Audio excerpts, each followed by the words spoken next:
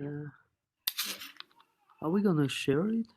Share, yeah, I see share. You Open. can? Grant access in system, your content. Because I use MacBook, with MacBook always it's a bit complicated, everything. Yeah, they Very made our life difficult. very hard. Yeah, but still it's I guess, yeah, it's a very comfortable computer. It works very fast. But It let's is. see, share open system preferences and uno momento. Oof, yes, code is, uh-huh.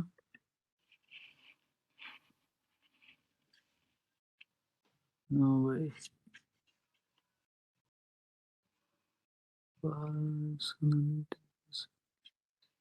Oops, no, I guess I can't find it. Maybe you can open it Okay, if you have the share. file. Let me try. Share.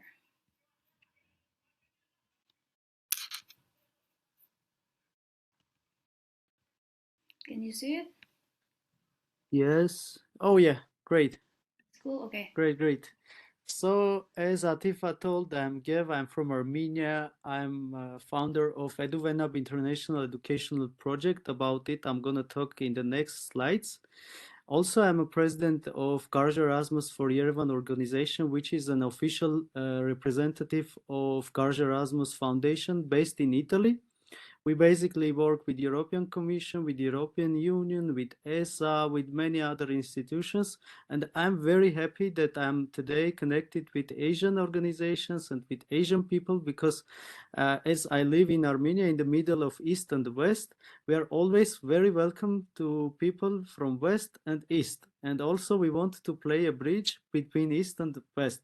Yeah, I guess it's a beautiful idea to connect all over the world and to be connected with people and all the time to learn and to share. This is my purpose in general. This is my ideological basis.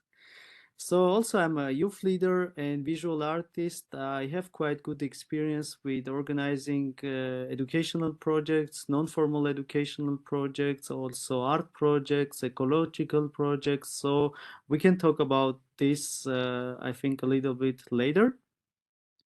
And also, please feel free whenever you have any question. I'm very open to questions. Also, I want to learn from you. So during the discussions, it works very well. Like we discuss a topic and it's very profitable for any side, any party.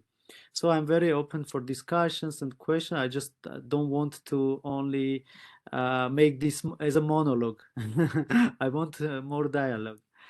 So as a start, I'm gonna just a little bit talk about my presentation. I'm gonna talk about Eduvendra International Project, which is very interesting project actually, and I'm sure it will be very interesting for you to listen about this and maybe to get inspired. Also, we're going to talk about project management and, as Atifa told, about project funding, fundraising, and I'll just share about my experience with ESA because I'm not super well in project fundings. I guess I'm going to learn some things from Atifa too. But of course, I have some teammates who are in charge for fundraising. I would say it's a really separate profession. You have to have some certain skills and knowledge to be able to get funding, but it's totally possible. So yeah, so let's move on. And yeah, also if there is an opportunity, we can like it in the end of the presentation to play a nice video presentation, which is about again Eduvendra project. So my project success story, like my project's idea in general, everything began in 2015 when me and my friends were just doing some theatrical performances, moving to different villages. And as I all my life lived in the city center, I was quite urbanized person, and I didn't know about the problems in countryside, especially in isolated areas. And as we start these theatrical performances, I noticed that in isolated areas, like in villages, far villages, many people, young people especially, they miss a lot of opportunities, educational opportunities, and also cultural opportunities. So I thought that we should bring the village and city closer to each other. This is the idea behind. And the project is an innovative educational project that promotes the role of media literacy for the inclusion and empowerment of young people. It's all about young people.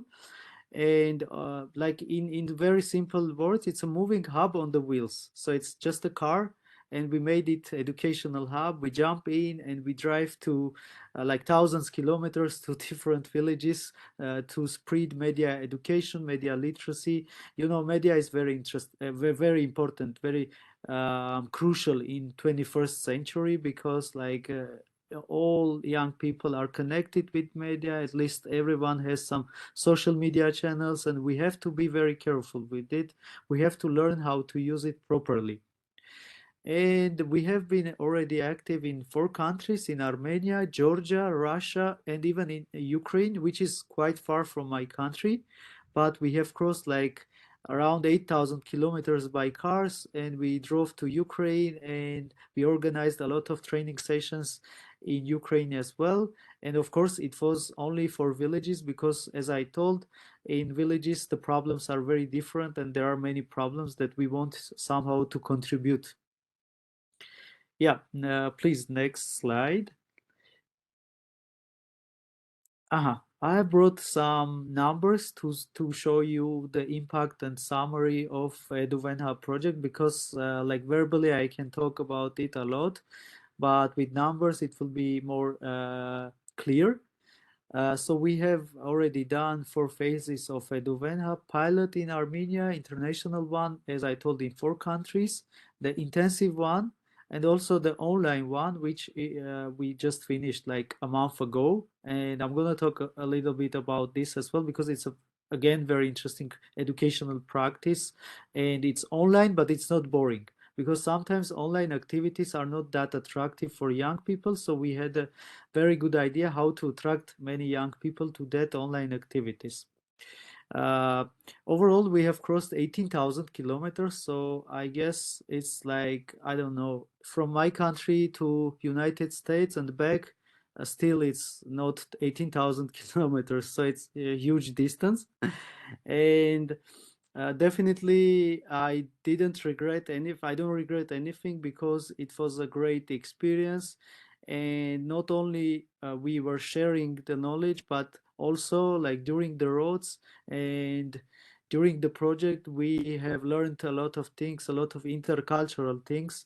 And it was a really, really amazing experience. And thanks to ESA, because it was funded by ESA as well. So basically, I could find an organization which is very open for new innovative ideas. And also, I guess you're gonna say the same, that ESA is really open organization for us, for young people, and we will motivate other young people to apply for ESA fundings, because it's a really amazing chance. So we have already had more than 1,800 young participants, which is a great network for us, because these young participants are growing up day by day, physically and mentally. And we have a really nice network among these young people. And also we are developing some other projects with them. Yeah, you can see that like the other numbers. I don't want to get too much numbers, and yeah, to be very complicated. So just want to also mention that we have spread about knowledge about Erasmus Plus and how to apply Erasmus Plus projects, and how to become actually a member of one of the organizations that are into Erasmus Plus activities. And we have already had 10 participants who had no clue about Erasmus Plus before, like they even was afraid to apply to any mobility project. But now like 10 of them, successfully are into Erasmus Plus, different projects, volunteering. I don't know. Some of them are students, some of them are exchange students. So basically, like one of our missions was spreading about Erasmus Plus and also help people to apply Erasmus Plus mobility projects. So yeah, we can move forward. This is the new edition of our project, which is called Media Literacy Interactive Video Courses. Why they are interactive? It's a very, I would say, a unique practice because, like in the beginning, we shot some educational videos, video sessions, which were like ordinary video sessions about blogging, vlogging, media literacy, media safety, social media. But after four video sessions, we sent inquiry to young people and we asked feedback about our video course. So we got feedback and we changed based on their feedback. So basically, we organized a project which is like more or less designed by young people. So basically, they had a course which they wanted to have. I think it's a very beautiful practice that you can design your own educational course because we live in 21st century. It's very hard to force anyone to learn anything. You just need to see what is their motivation, what they want to learn, and by this project we could like identify what needs they have and what kind of knowledge they want to get, and we shot that kind of video courses. So it's free, it's fully accessible for everyone, it's on YouTube.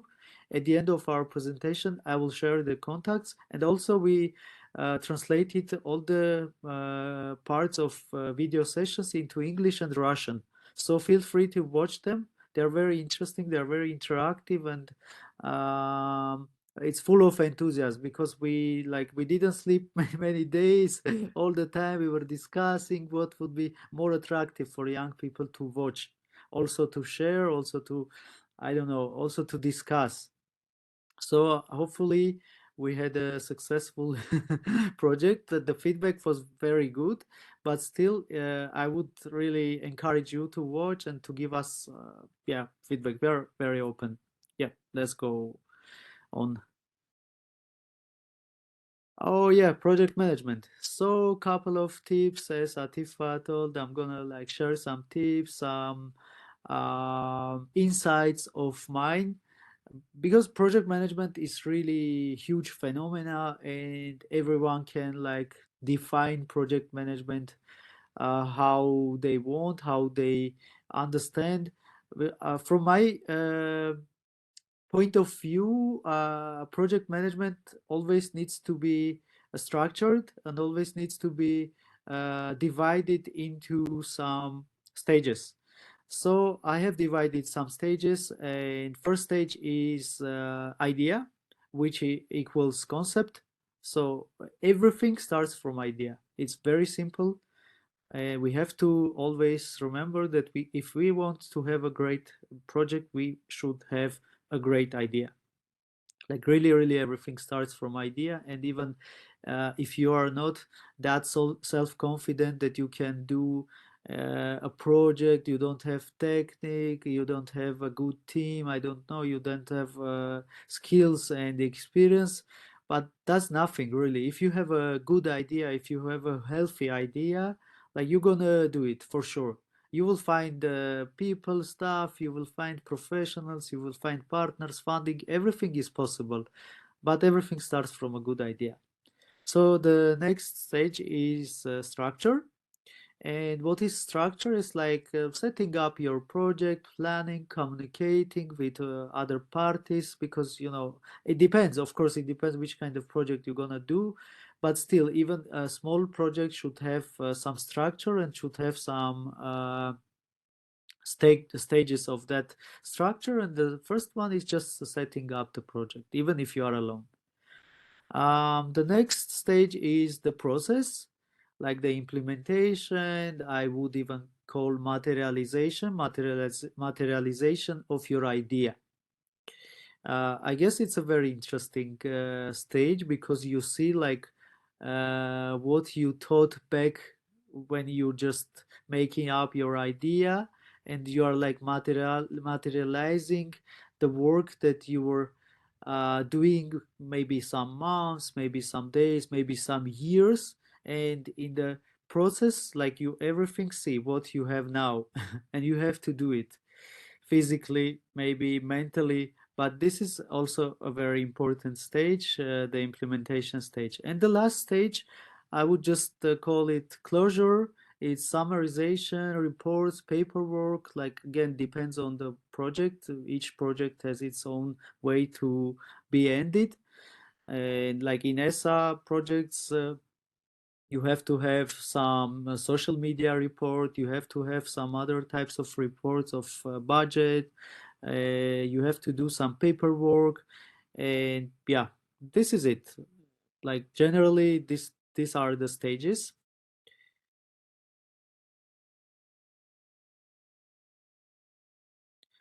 Project objectives. I guess a lot of people know about this smart table, about this smart filter.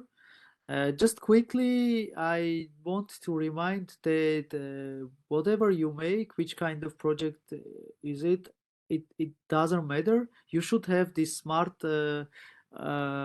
filter in front of you always, and it will make very easy your project, and it will make your project realization easier than you even think. And also you will see like what kind of objectives, what kind of goals you want to achieve at the end of the day. So it should be specific, measurable, achievable, realistic, and timed. Very simple, but also please have it all the time, have it in front of you. This is my advice.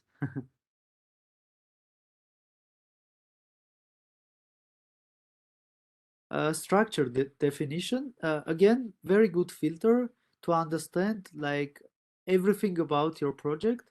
And as I think, uh, every project should start from you, and every project you should reflect with yourself, like in the beginning, to see, are you really pleased with this project or not.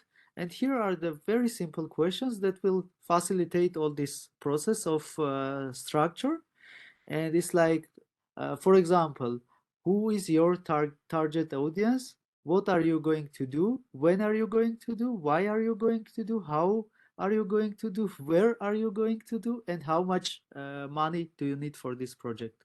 Very simple. Just answer these questions for yourself, and then you will have all the answers to other people. So whenever somebody asks you like, why are you going to do this project, or I don't know, where are you, you have all your questions.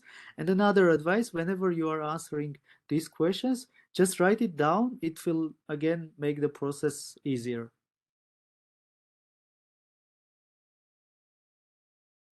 Key players. This is all about team. This is all about human resources. And I find human capital the most valuable capital in the world. I find without humans, without people, the world will not be uh, interesting. It like will be very nonsense. And in each project, I really try to find right people, because, for example, with right people, you can do even projects which are not that easy to implement, or I don't know, which doesn't have, for example, much budget, and you still have to do it. You will do it with the right people. So please find the right people, find the right human capital, which is super vital for every project. And oppositely, with wrong people, even successful projects are going to be failed. So please think about this, and all the time, like, try to have maybe some interviews, maybe some dialogues before accepting anyone to your team. And just quickly to go with the key players, like project coordinator or project manager is going to be you, the person who is in charge for everything, the person who is signing the documents. So it's a very responsible position. Project team members, including volunteers, intern students, and anyone. Project associates, people who you meet during the project. Project partners, again, super important to have good project partners and to partner up with right organizations, because again, with wrong organization you will have a lot of problems. So better to really realize with whom you are going to partner. But of course, each good great project should have partners. Also, service and product providers, I don't know, in my case, that would be people who provide food or drinks or some brochures, flyers. So again, you should find right companies, because some companies, they are unpunctual. Some companies don't share the same values, and at the end of the day you're gonna have some troubles with them. Maybe they will not get the idea of your project, maybe they will provide wrong materials. Yeah, so again, check it carefully. And the last one is funders, sponsors, which is crucial for every project. Like without funding and without financial support, uh, rarely happening good projects. So again, very important. And also be very responsible with sponsors, because whenever you propose, whatever you propose, you're gonna carry it out. So be careful with your proposition. Don't promise them big mountains and then bring them uh, nothing. So promise what you can really do and achieve, and even it can be a small project, but it's good. All great things are happening with small steps. So yeah, let's move on.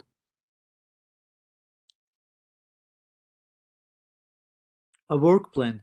Again, a very important part of project management. Like each project manager has to have a work plan. It can be a digital version, like I don't know, Word document or Excel file, or it can be even a physical one, notebook. But still have it, again, have it with you all the time until you finish your project, because it will remind you a lot of things. It will remind you about planning, financial planning, human resources, what you're gonna achieve, expected results. You have to have it in front of you all the time, because when you carry projects, sometimes it's so mess that you forget some things. So better all the time have it, and to look at it and to see, like, are you really in the right path or not.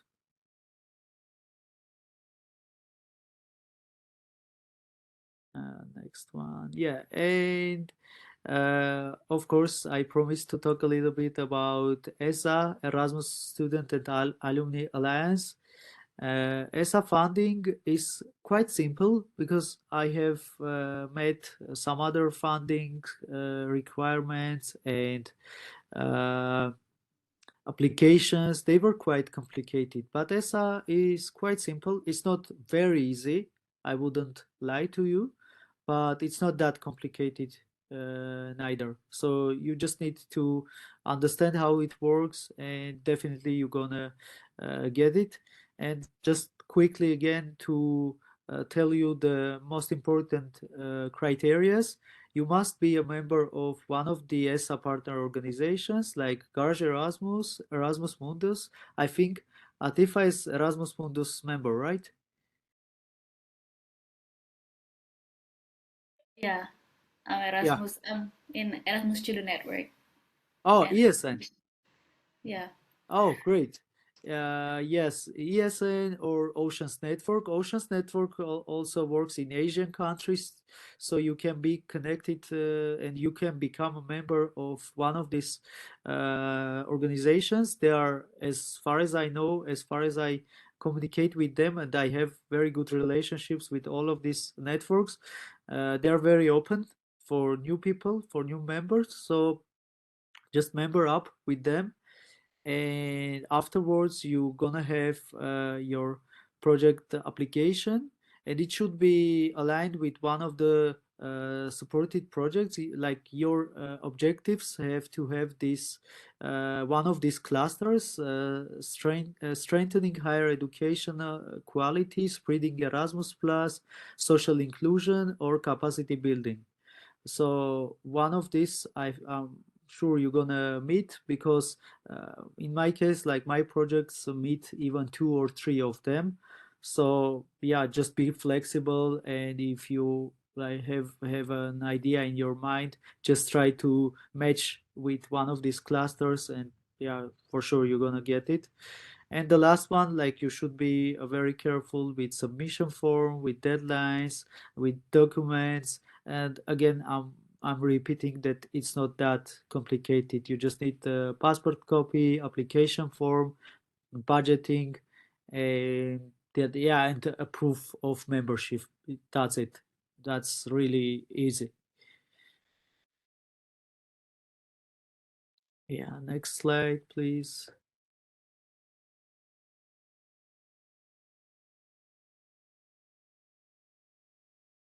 Yeah, this is our contacts. Oh, sorry. This is our contacts. You can easily get in touch with us. Me and my team members are really open, especially, I'm repeating, we want to expand our network to Asian countries. We are also very open to host some students, some exchange students, maybe organize some cultural exchanges. And we are also open to be as guest speakers. Why not to organize some physical activities and to do some intercultural exchanges also, which we do in our organization. And yeah, that's it. And at the end of my presentation, if there is a possibility, we can watch a video presentation, and my part is going to be over. I can play this one.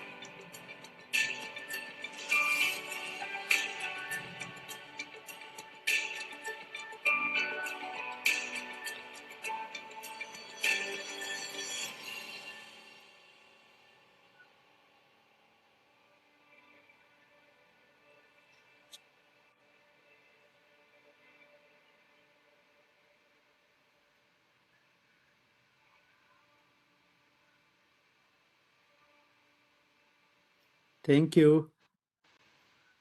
Okay. Thank you so much, Kev. My pleasure. That was like a wonderful project Thank you. to connect the city and the village. It's wonderful, and how you manage to, coming up from what they need, and then they develop their own learning. Like, I want to learn this, and they want to be together, make the things that they want to learn. Like, that's like, that's how you grow the community as well, and then sustain the betterment that you make, the things that you make. Sure. Thank you. Yeah. So we will talk later with Jeff. If with Jeff, if you have any questions about anything, or maybe you want to do something similar like this one. I know that in Indonesia we also have this kind of like car with books, but they don't really do a lot of stuff like what you do. So maybe you can also ask Kev if you want to develop your project. And then I think I'm going to start my presentation. I will share my presentation. Okay, where's mine?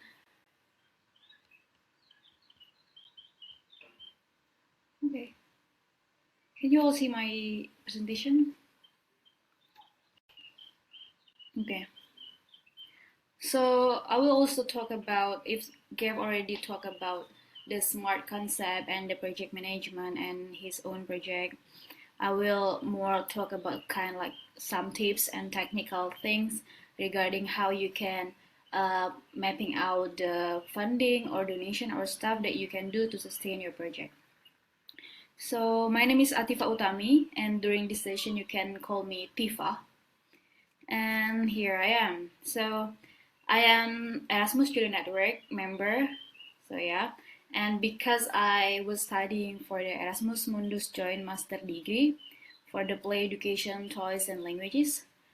Now I'm currently doing some projects like full-time job and then part-time project as the language specialist, as a researcher, and then community manager for education movement in Asia and Australia. So that's what I'm doing right now. And then regarding my past experience for the project and the funding, I did my education project with the Youth Educator Sharing Network, Special Olympic, and then I was in Anti-Corruption International, which was the very first time I know about crowdfunding. And then I did the Overseas Students Association here last year with Indonesian students in some different countries. And I was a teacher and I'm still a teacher, so I did like play music and then do this with a cappella and then guitar with little kids. So that's what also my stuff. So that's about me. So I'd like to have today with the questions. So I would like to know we as a organizer or community manager or just people who love to do something related to social project, we would like to know what is my organization model. Is this profit or non-profit? And then what are the values? Because we know that the values itself will drive us to do what kind of funding or what kind of project I want to do later with my partners. And then what are the types of fundraising scheme? What can you do to gather funding, of course?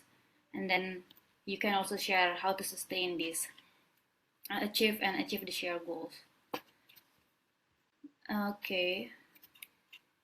So if you are with your phone now, I would like you to open the menti.com and answer the questions there. What is my organization model?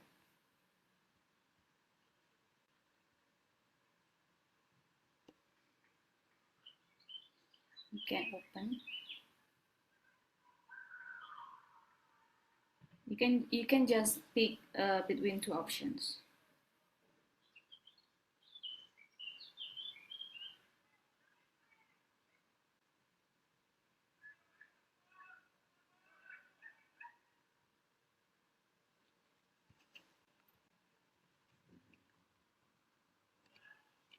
I can maybe show the other screen.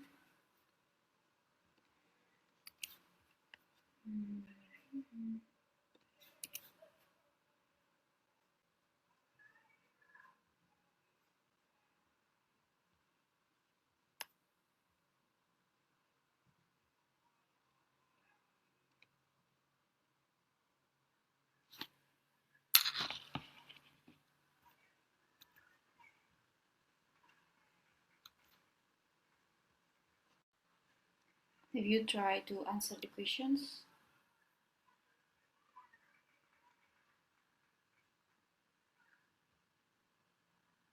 Okay, I have the answer.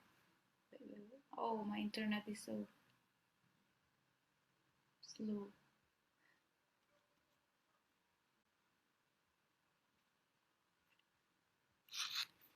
Okay, can you see my screen? Okay, so most of us here having non-profit organization. Okay, well, just would like to know who are coming to this session. So most of you are in non-profit organization. Thank you so much for sharing. I'm gonna continue my presentation. Okay, so of course, I would like to give a little bit what is non-profit and profit. And actually, you can also like move from profit to non-profit or from non-profit to profit, but I will not talk about that. So yeah, like what you do, maybe you can also share your project like non-profit is social services basically, and then it doesn't gain financial for owners. And then of course for profit is for the owners. Like for the, if we gain, like if you are non-profit and you gain some financial, it should be for the sustainable of your project itself. And it's of course exempt from tax because you don't get a lot of money for your own. And then it is run by volunteers. I know if you have another terms like Jeff have before, like program coordinators and suppliers and stuff, we all like non-paid or unpaid, but we also have something in return, but it's not, of course, not always about like money or something like that. So it is run by volunteers. Unless the profit one, they are exempt from, it's not exempt from the tax. I know in some countries, maybe in Armenia, you have different regulation, but in Indonesia, they have like certain amount of capital, then you can like being like taxed by the country, like you are legal and then you need to pay the tax. So it's just really depending on the legality and how much you earn from the organization. And then of course if you are like non-profit, you have to be transparent with your budget, either for your donors or for just, if you are doing crowdfunding, you just need to have like a social media publish about how much how much you pay or how much you use for the project. And then this the other way around for the profit. So we just want to see first the big picture of our organization model here. So here we have almost all who answer question is from nonprofit. So yeah, and then later on, when we know, okay, we are going to have this nonprofit project or community or organization, and then I would like to have donors. I would like to apply for grant, or I would like to open campaign for the donation. And then what I did usually, and what I still doing usually, is that I would like to know my shared values and then what the things that I can collaborate with. So when I know what kind of values that I have in my community or organization, I can manage to find donors, or I can plan the campaign for the donation based on my values. So I will attract people or donors or corporate that has the same values with my organization, which it will be easier for us to do the collaborations. So this is actually like the two main things that I usually do before I decide on what kind of fund or what kind of strategy I would like to do to sustain the project. If I'm too fast, you can just ask me question or just give me sign. And then, okay. And then after you know the values and that you have in your organization, for example, you want to avoid having partner with some organization, or you want to have more partner with this kind of organization based on your values. That's the stepping stone to finally you get to know how to mapping out the strategy. So there are a lot of ways to collect fund, to get people involved in your project or community. This is just some of the way.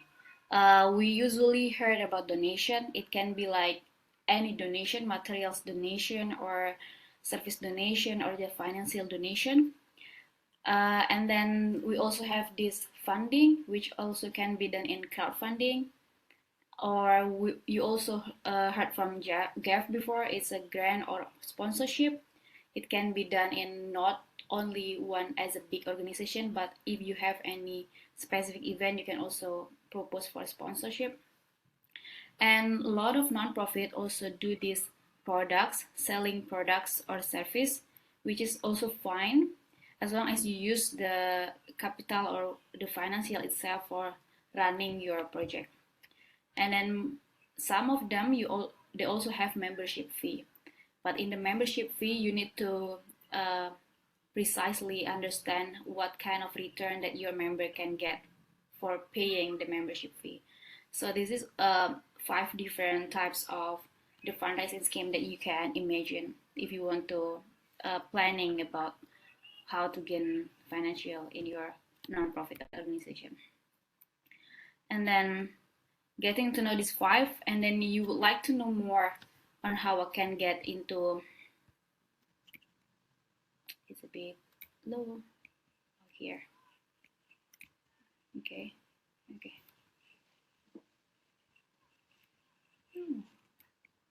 So basically after, okay, I know there are 5 things or more to do the fundraising or to collect fund. And then what I do usually, wait, here. So what I do usually in like a whole picture of running a program or a project, just continuing from the GAF presentation, we always need to have like assess the needs. It can be anything, any aspect that you think you need. I usually do this in the early year or in the middle of the year. So depending on if you have like yearly plan or if you have like half year plan. So it really depends on you, but it should be done like this whole process in one period of time before I start everything. So assess the needs. It can be anything like operational, logistic, human capital. If you want to have any training for your member, or if you want to have anything related to operation with your member, and then that's everything. Assess the need. Or if you want to develop new program within your project, I usually like planning out here in the assess the needs. And then plan itself is more make it more concrete, like listing down the things that you want to do, like the member, the structure and stuff. And then develop. Of course, when you have like a big plan, you make it smaller, and then you want to know which one works, which one that didn't work last year, for example, because I believe if you have like member or if you have previous participants, you want to get feedback from them. And this development process, usually it's done to know which one worked, which one didn't work. And then coordinate. Coordinate, it can be like internal coordination and external coordination. Like what you have is in your team and what partners you want to have to develop the project that you already have. And then the monitor itself, maybe you want to start with the pilot project or you just want to start right away. So it's another type of doing like smooth project, or you just want to have like a prototype of the project. And then the evaluation. And then here, usually the funding, it takes here as well, and from the assess the needs, and it goes along until evaluation. It's a part of the process of doing a whole project or program. And then this is an example of how I did, and now I'm doing it as well for the mapping out the strategic of funding my project or funding the program with other partners as well. So this is just an example, the percentage here. Of course, you can like make your own calculation on how much you're confident to put grant, crowdfunding, or solos, or even membership there. So, for example, in a whole period of time, you need this amount of money, and then you want to divide. Oh, I want to have 40% of it from grant or sponsorship, and then another part you believe that you can get it from the crowdfunding, and then another part you also create like a products, like original product from your nonprofit. So basically this is like, of course there are projects that only have like whole things as a funding. It's totally fine. So this is what I usually do to make it more doable. So this is what I give notes here. Grant, usually like what Kev explained before, if you want to apply for grant, you base on your experience in assessing the needs and then evaluating and stuff, and then you get the ideas of, okay, this is the smart components that I have for my project. So after you have that precise and detailed, and back then you know about the values and the objective of your program, and then you can listing down the prospective foundation. We have a lot, I guess, a lot of foundation and corporate that ready to fund social project or any projects. So if you are ready with your uh, smart concept of your project, you can listing down the prospective foundation or corporates there, and then you can always revise, discuss with the team, or develop your program there, depending on, of course, the grant or the call for project that you are applying. And then here the crowdfunding. What I love about crowdfunding, like back then in 2015, when it was like not really, I don't know if this already popular. When crowdfunding in Indonesia, we call it kitabisa.com. They just open, and it's like it's nice to have this kind of crowdfunding when it is borderless. Everyone can donate and take part in your project. And then what I love about crowdfunding, it is also you connect people with the same values that maybe they are not there in the on-site activity, but they are supporting you. And then uh, also you need to think about, it's not only like I want to ask for your support for your money, for example, but what you can also try to make is that try to adding value to engage donor. For example, I did similar case like you gave, like a car with books, but I wasn't that creative like you. I was like 18 years old back then, and then we had this old car, like inside there are a lot of books, but it was like abandoned.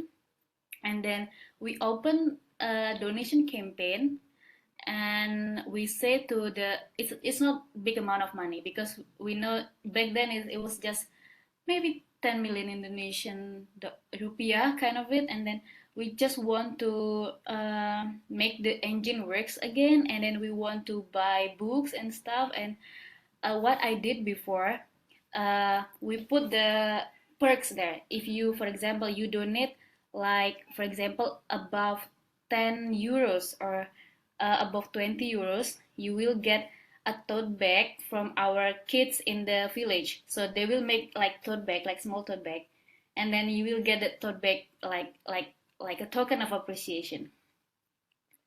So it's like, okay, I give this, but they feel like engaged with the activity.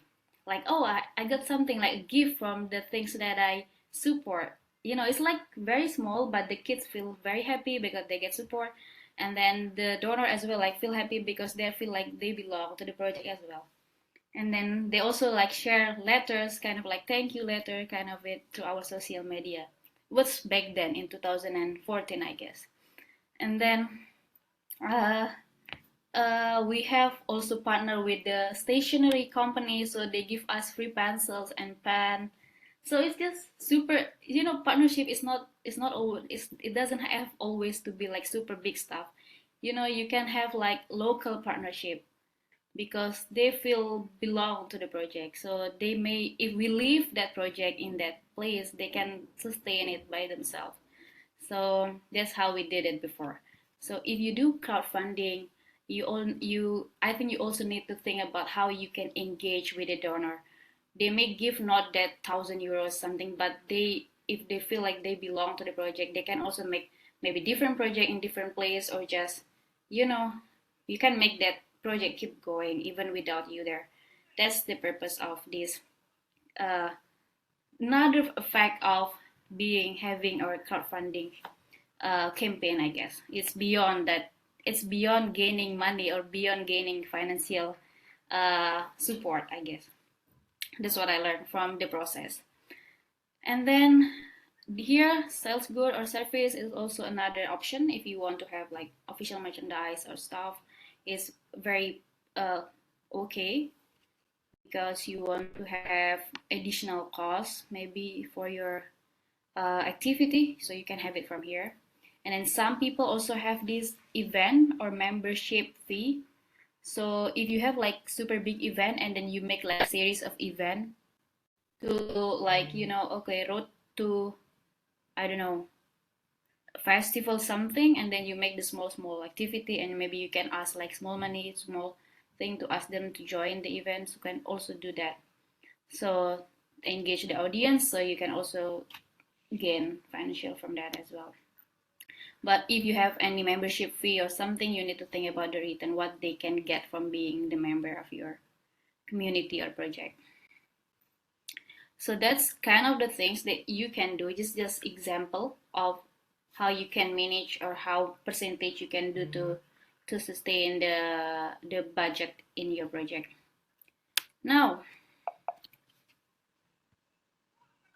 I would like you to make a practice here. I know that some of you here, of course, are having your own project or community or organization. Let's try to make like a scenario having your own funding scheme diagram like what I did before, and how much percentage you will put there and what kind of funding source you will choose. So this is the example. If you want to take a picture of something, you can. And then if you want to see different type of funding, it's here. So maybe we can have like 2 minutes, 1 minute or 2 minutes. Mas Afif is here. Maybe we can have like practice here doing the budget diagram.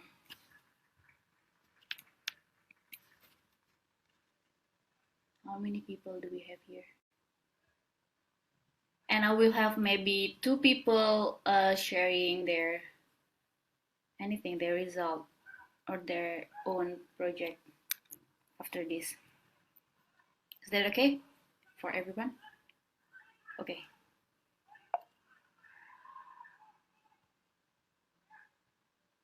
I don't need to stop sharing. I can just share and talk.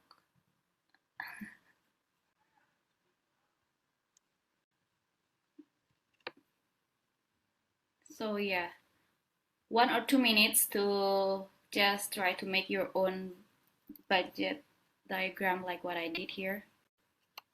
And we can share.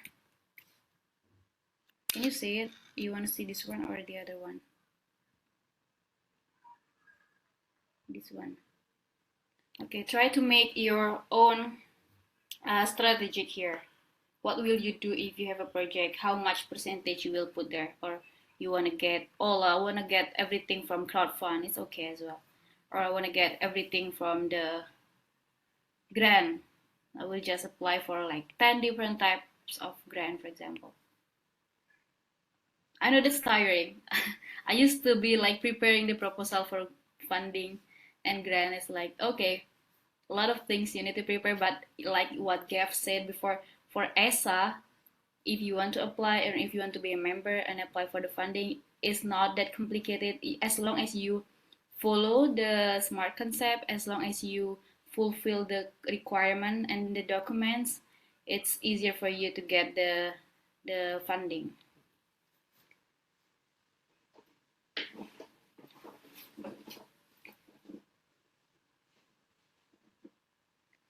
While you're doing this, if you have any questions, you can ask me. Or if you are not comfortable in English, you can also ask me in Bahasa Indonesia. I speak Bahasa Indonesia. If you also have question for Gav, you can also ask in any language. I can help you with the translation as well. It's totally fine.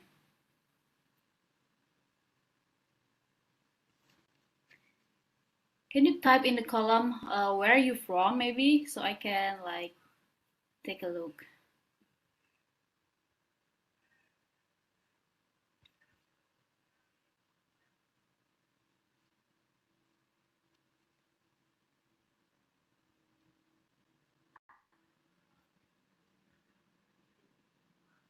Or if anyone want to share his or her own project, and maybe you want to share what kind of challenge you face during the budgeting or planning, you can also share it with us.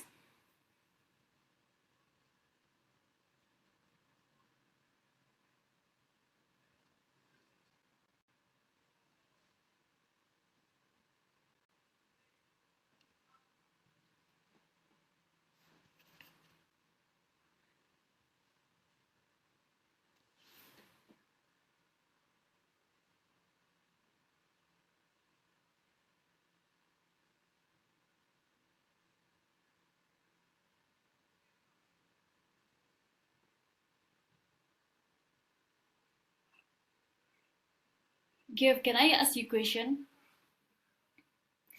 So you started in 2015, you said?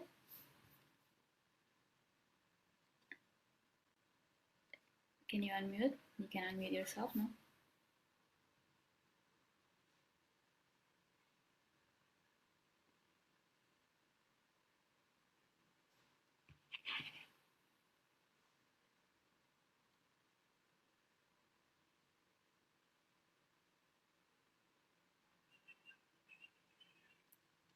Can you unmute, no?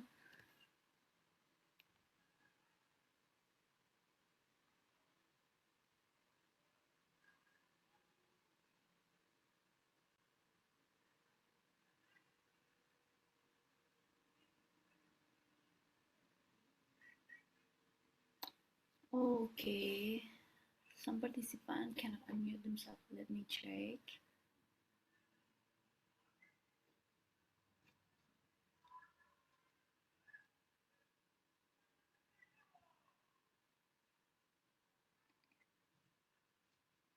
Okay, I already unmute.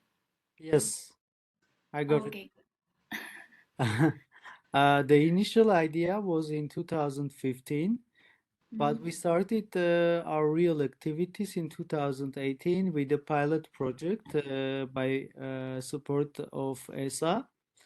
And I also encourage everyone to start from pilot projects when you start like your first activities, first social activities, or maybe you are not that sure that your project is going to succeed or to become an influential one.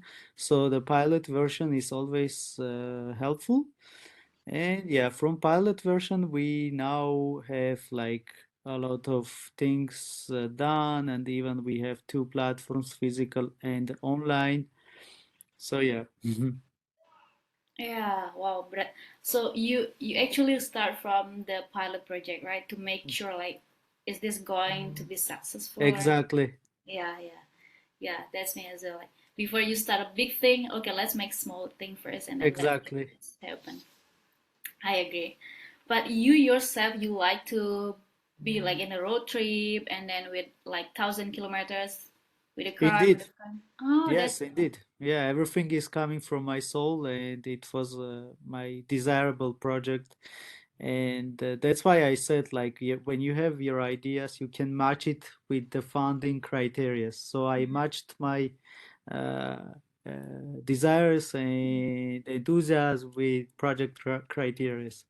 yeah, yeah, exactly. Like what I believe in myself as well. Before you start something, you need to feel excited about what you want to start. For Like sure.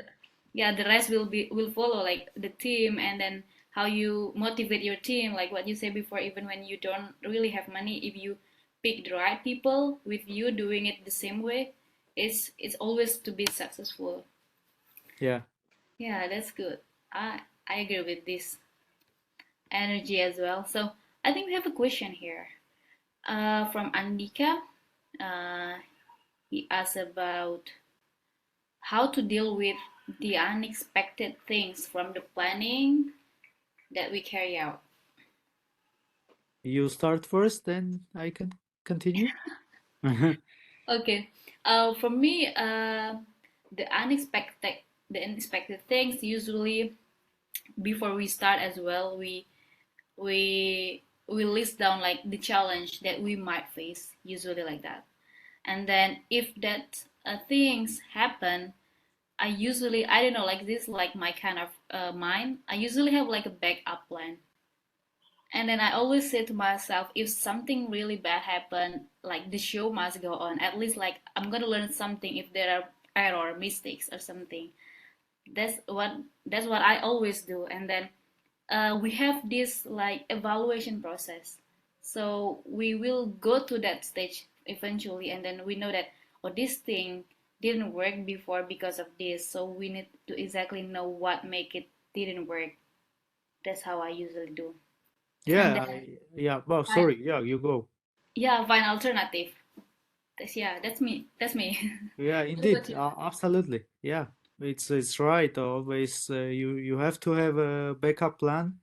Mm. And you have to always put in the budgeting some unforeseen costs as well, maybe 5%, maybe Yeah. 10. It also helpful, and also as a budgeting has this chance to put some unforeseen costs too, because yeah, it's life, everything happens. And I like your answer. The show still must go on. And also mentally, we have to be prepared that we can't control everything. We Yeah. can't control everything. It's a very good state of mind, and it's a very good state to everything, attitude to everything. And you just Mm. need to put it in your mind that you can't control everything, and even that something extra happens, let's deal with it. Let's overcome as much as we can. Yeah. Let the things happen, and we can always like do it again and make it better. True. Yeah. The emergency funding is also important. So yeah. In life you have emergency fund, and in project you also have this emergency funding. You never know what's going to happen. That's why you also need that. So I hope that's answering the question. So I don't know if you all have already done the things that I asked you before, trying to figure out how you will do. I don't know if everyone here like shy or something. Guys, you don't need to be shy. If I was asking before if you have like your own budget plan or anything that you want to share about the the project that you are doing. I know there's someone opening the microphone. No. If you are too shy, you can contact Gav by email For maybe. sure. By Instagram is really okay, right? Yeah, yeah, yeah. Instagram, Facebook, and Mm. yeah, And then you can check his project in Armenia. So in Armenia, if you have time to visit Armenia, you can see Jeff with his friend and the team. sure. Yeah, yeah. We are always ready to host people and maybe to organize some activities together. That's nice. I'm in Lisbon. I can always like come to your like it's nearby. You're welcome. It's fantastic. Anyone? If not, we are just going to wrapping up the session. If they're all too shy to talk, maybe you can catch up with us through our contact before that we have already shared. I think Andika is here. We already answered your question. I hope it is answering your question before. But you want to add more? I think it's now, and thank you. Were you out before? I think it's not right. You heard what we are talking, right? I saw like you were out of the room before. Yeah. So okay. Maybe last sentence before we close up the session. Kev, if you want to have something you want to share. I just want to encourage everyone to speak up and to also ask questions, maybe through email or social media. And let's keep in touch because I always find this kind of intercultural gatherings and forums and webinars very useful Mm. because each of us has different backgrounds and each of us can be a great teacher for other people and we can make a nice exchange between us. And thank you guys for attending this session. I'll be happy to be in touch with you. Thank you. Okay, thank you so much, Kev, for the time. And I know you will have a lot of things to do in the weekend, so thank you so much. And thank you for everyone who already being with us today in the morning and in the afternoon. So happy weekend and see you. We still have 3 more sessions. So come and have discussion. Don't worry, don't shy. You can just ask anything, anything, just anything in our column related to the topic that we have in that day. So yeah, see you and Bye stay bye. tuned. Bye bye.